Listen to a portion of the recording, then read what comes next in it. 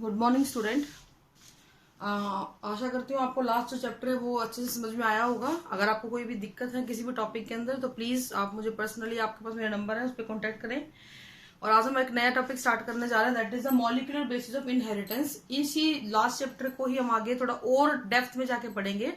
अब तक हमने पढ़ा कि जी फैक्टर्स थे, जीन्स थे, ट्रांसमिट हो रहे थे। अब हम बात करेंगे ये फैक्टर्स और जीन बने हुए किसके होते हैं, यानी कि इनकी केमिकल प्रॉपर्टीज के बारे में हम लोग बात करेंगे। तो basically in this chapter we will discuss about the nature of the genetic material. Nature क्या होती है किसी भी जेनेटिक मटेरियल की। तो जेनेटिक मटेरियल की नेचर क्या होती है, सबसे पहले तो आपको यही पता होना चाहिए। ये एक ऐसे केमिकल्स हैं, ये कुछ ऐसे केमिकल सब्सटेंसेस हैं जिनके अंदर एक दो चीज बहुत इंपॉर्टेंट होती है। एक तो ये पास ऑन हो जाते हैं जनरेशन के अंदर, pass on to next progeny. ठीक है, अगली जनरेशन के अंदर पास ऑन हो जाने की इनके अंदर कैरेक्टरिस्टिक्स होती है, इनकी प्रॉपर्टी होती है। दूसरा क्या होता है बेटा, ये अपने इफेक्ट को, इनके जो इफेक्ट को एक्सप्रेस करेंगे ना, they express their effect by phenotypic expression and functioning। phenotypic expression और characters and their functioning। तो इसका मतलब कहने का ये है कि जेनेटिक मटेरियल का काम सिर्फ और सिर्फ एक जनरेशन से दूसरी जनरेशन के पास जाना ही नहीं है। इसके अलावा ये क्या करता है, ये सब्सटेंस इनहेरिटेंस के ट्रेट को पास ऑन तो कर ही रहे हैं, प्लस ये अपने इफेक्ट को एक्सप्रेस करेंगे किस तरीके से, किसी कैरेक्टर की फॉर्म में या फिर किसी फंक्शनिंग ऑफ ट्रेट की फॉर्म में। अब हम बात करते हैं कंपोनेंट की, कि जेनेटिक मटेरियल का मेन कंपोनेंट क्या होते हैं बेटा, जीन्स होते हैं। अमेंडा जिनको क्या बोला करता, फैक्टर बोला करता। ठीक है कि फैक्टर्स हैं। तो यहाँ पे जो मेन जेनेटिक मटेरियल का कंपोनेंट होता है वो क्या होता है, जीन होते हैं।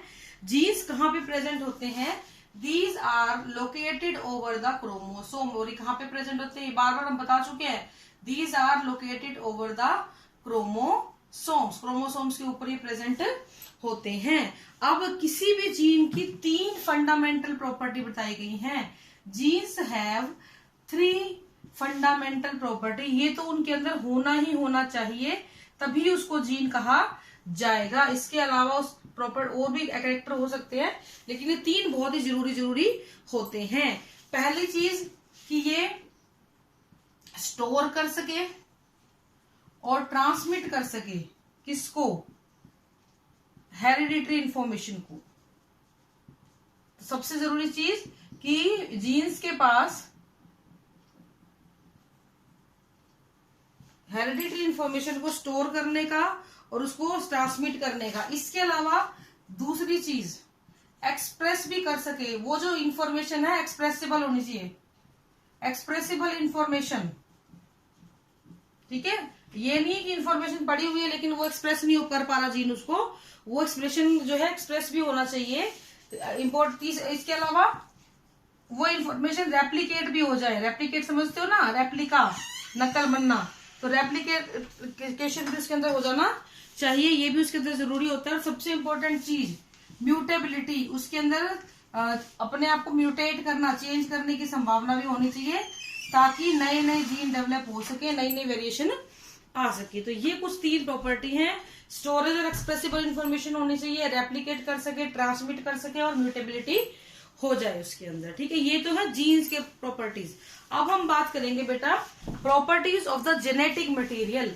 ये सारे काम वो कर रहा है जेनेटिक मटेरियल, ये हमें समझ में आ गया कि हाँ जी ये काम उसने करने हैं, आगे जाना है, एक्सप्रेशन को करना है, सब फंक्शनिंग को कंट्रोल करना है। अब हम basic nature of genetic material की बात करेंगे कि बेसिक नेचर जेनेटिक मटेरियल की क्या होती है, या बेसिक प्रॉपर्टीज किसी भी जेनेटिक मटेरियल की क्या होती है। प्रॉपर्टीज क्या होंगी, पहला ये कोडेड फॉर्म में होना चाहिए, must be in the coded form. कोई भी इंफॉर्मेशन कोडेड फॉर्म में होनी चाहिए।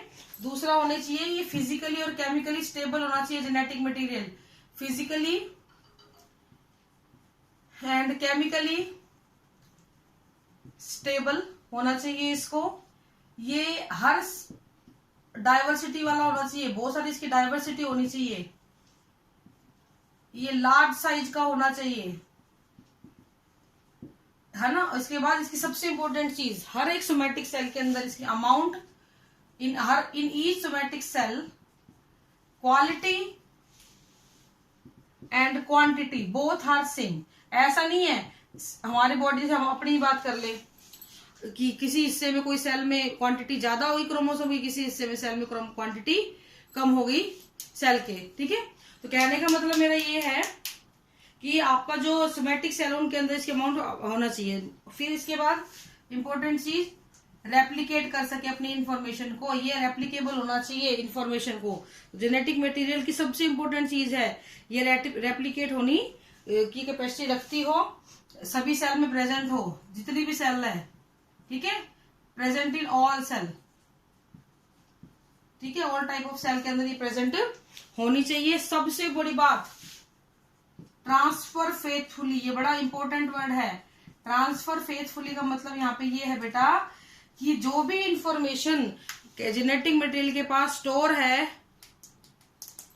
वो सारी की सारी इंफॉर्मेशन जो है, ये देखने वाली बात होती है कि वो फेथफुली जाए। ये नहीं है कि आधे कोड हो गए आधे नहीं हुए, ये सारी इंपॉर्टेंट बातें होती हैं जिसको आपको देखने की जरूरत होती है, ठीक है। इसके बाद ट्रांसफर हो गई फेथफुली, लेकिन अपने आप को एक्सप्रेस भी करे। इंफॉर्मेशन एक्सप्रेसिबल होनी चाहिए, मैं पहले भी लिख चुकी हूँ, एक्सप्रेसिबल इंफॉर्मेशन होनी चाहिए, ठीक है। एक्सप्रेस करे अपने आप को अच्छे से, वो बहुत जरूरी होता है।